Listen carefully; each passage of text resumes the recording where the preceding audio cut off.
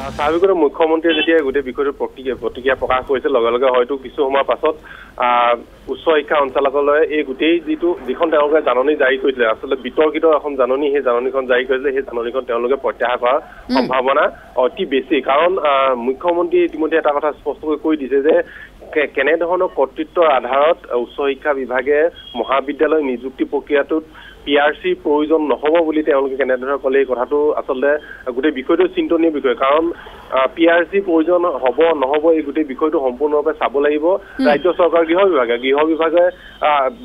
গোটেই বিষয়সমূহ চাই তেওঁলোকে জাননী জাৰি কৰিব আৰু যদিহে পিআৰচি প্ৰয়োজন নহয় তেনেহ'লে এই গোটেই বিষয়টো কেবিনেটত এটা সিদ্ধান্তৰ প্ৰয়োজন হ'ব কাৰণ এটা সৰু বিষয় নহয় যে ৰাজ্যৰ কিমানখন মহাবিদ্যালয় আছে কিমান লাখ লাখ চাকৰি প্ৰত্যাশী আছে লাখ লাখ চাকৰি পদ আছে এই গোটেই পদসমূহত যেতিয়া পিআৰচিটো প্ৰয়োজন নহ'ব অৰ্থাৎ স্থানীয় বাসিন্দাৰ যিখন প্ৰমাণ পত্ৰ সেই প্ৰমাণ পত্ৰখন প্ৰয়োজন নোহোৱা বুলি কৈ যে লগে লগে গোটেই বিষয়টোত মুকলি হৈ পৰিব দেশৰ যিকোনো স্থানৰ এগৰাকী ব্যক্তিয়ে এই গোটেই পদটোত যিকোনো এটা পদত আবেদন কৰিব পাৰিব কাৰণ আজিকালি সকলোবোৰ প্ৰক্ৰিয়াই সম্পূৰ্ণৰূপে অনলাইন প্ৰক্ৰিয়াৰ জৰিয়তে গতিকে অনলাইন প্ৰক্ৰিয়াৰ জৰিয়তে যেতিয়া গোটেই বিষয় এটা ইণ্টাৰভিউ হ'ব বা গোটেই প্ৰক্ৰিয়াবোৰ হয় আজিকালি তেতিয়া লগে লগে বিশ্বৰ যিকোনো কোণত থকা এগৰাকী ব্যক্তিৰ বাবে সুলভ হৈ পৰে সকলো বস্তু আৰু সেই বিষয়ে যেতিয়া অসমৰ উদাহৰণস্বৰূপে কটন মহাবিদ্যালয় কোনো এটা পদত বা কটন মহাবিদ্যালয় তৃতীয় বা চতুৰ্থ বৰ্গৰ এটা পদত যেতিয়া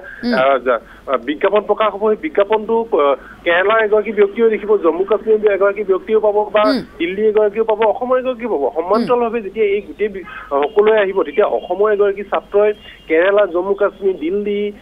বিহাৰ উত্তৰ প্ৰদেশৰ ছাত্ৰ ছাত্ৰীৰ লগত যেতিয়া ফেৰ মাৰিবলগীয়া এটা হ'ব গোটেই বিষয়টো সৰ্বভাৰতীয় পৰ্যায়লৈ গুচি যাব আৰু তেতিয়া অসমৰ শিক্ষাৰ্থীসকল ক'ৰবাত নহয় ক'ৰবাত কোনোবা এখিনিত বঞ্চিত হ'ব এনেধৰণৰ খুব এটা কালি সন্ধিয়াৰ পৰা এনেধৰণৰ খুব এটা আহিছিল আৰু আজি কালি সন্ধিয়া সদৌ অসম ছাত্ৰ সন্থাই প্ৰতিক্ৰিয়া প্ৰকাশ কৰিছিলে আজি পুৱাৰ ভাগত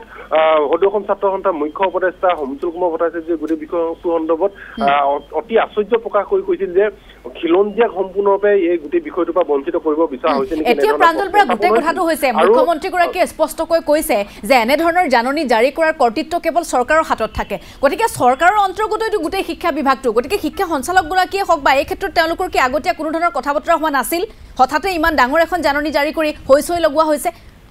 আটাইতকৈ গুৰুত্বপূৰ্ণ বিষয় এইটোৱেই যে মুখ্যমন্ত্ৰীয়ে যিটো বক্তব্য আগবঢ়ালে শিক্ষামন্ত্ৰীয়ে যিটো বক্তব্য আগবঢ়ালে এই গোটেই বক্তব্যকেইটা যদি চাই আৰু আপুনি জাননীখন যদি চাই তেনেহ'লে চৰকাৰৰ মাজত যে চৰকাৰ আৰু বিভাগীয় বিষয়াৰ মাজত যে কোনো ধৰণৰ সামঞ্জস্য নাই বা তেওঁলোকৰ মাজত যে সম্পৰ্ক নাই এই কথাটো স্পষ্ট হৈ পৰিছে অৰ্থাৎ সম্পৰ্কহীনতাত এখন চৰকাৰ চলি আছে কোনটো বিভাগে কি কৰিছে চৰকাৰে নাজানে চৰকাৰে কি কৰিছে বিভাগটোৱে নাজানে অৰ্থাৎ আজিৰ তাৰিখত এই মুহূৰ্তত ডিএচি যিগৰাকী সঞ্চালক আছিলে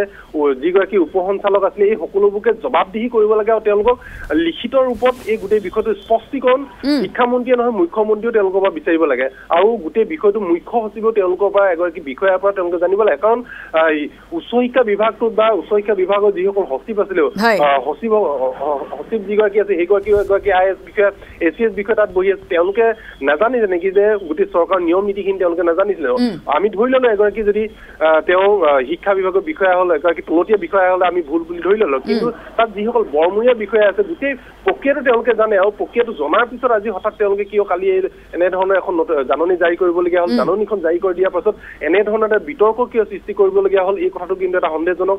গোটেই বিষয়টো সন্দেহজনক আৰু গোটেই বিষয়টো আপুনি যদি চাই তেনেহ'লে শিক্ষামন্ত্ৰী আৰু শিক্ষা বিভাগৰ বিষয়া মুখ্যমন্ত্ৰী শিক্ষামন্ত্ৰী আৰু শিক্ষা বিভাগৰ বিষয়াৰ মাজত সম্পৰ্ক নাই আৰু তেওঁলোকে কোনে কি কৰি আছে কোনো নাজানে যাৰ বাবে আজি এইখন এনেধৰণৰ এটা বৃহৎ এখন জাননী প্ৰকাশ পালে আৰু জাননীখন প্ৰকাশ হৈ গোটেই চৰকাৰখনৰ সম্পৰ্কহীনতা চৰকাৰখন যে ক'ৰবাত উৰি আছে উপঙি আছে পানীৰ ওপৰত যেন উপঙি আছে মেটেকা যেনেদৰে উপঙি থাকে ঠিক তেনেদৰে যেন উপঙি আছে চৰকাৰখন এনেধৰণৰ এটা অৱস্থালৈ চৰকাৰখনক ঠেলি দিছে এই জাননীখনে কাৰণ মুখ্যমন্ত্ৰী ডক্টৰ হিমন্ত বিশ্ব শৰ্মাই আপুনি যদি চাই যেনেধৰণে তেওঁ কামসমূহ খুব কৰি আছে যোৱা 3 বছৰ খুব তৎপৰতাৰে কামসমূহ কৰি আছে তেওঁ খুব গভীৰভাৱে প্ৰত্যেকটো বিষয় গভীৰভাৱে চালি জাৰি চাই কাম কৰি আছে আপুনি 2016 চনৰ পৰা যদি চাই সেই সময়ত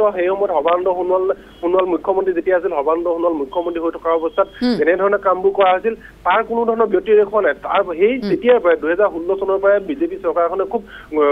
গভীৰভাৱে প্ৰত্যেকটো বিষয় চালি যাইছে কামসমূহ কৰে কিন্তু শেহতীয়াকৈ যোৱা 2-3 মাহত শিক্ষা বিভাগত যেনেধৰণৰ ঘটনাবোৰ সংঘটিত হ'বলৈ ধৰিছে যেনেধৰণৰ কাম কাজবোৰ হ'বলৈ ধৰিছে সেই কাম কাজসমূহে কিন্তু চৰকাৰখনৰ আৰু বিভাগসমূহৰ মাজত যে সম্পৰ্কহীনতা আৰু তেওঁলোকৰ মাজত যে কোনো ধৰণৰ সম্পৰ্ক নাই তেওঁলোকৰ মাজত বাৰম্বাৰ স্পষ্ট কৰিছে হয়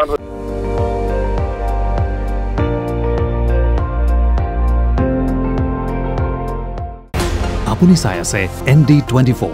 সৰ্বশ্ৰেষ্ঠ নহয় সৰ্বোত্তমৰ দৌৰ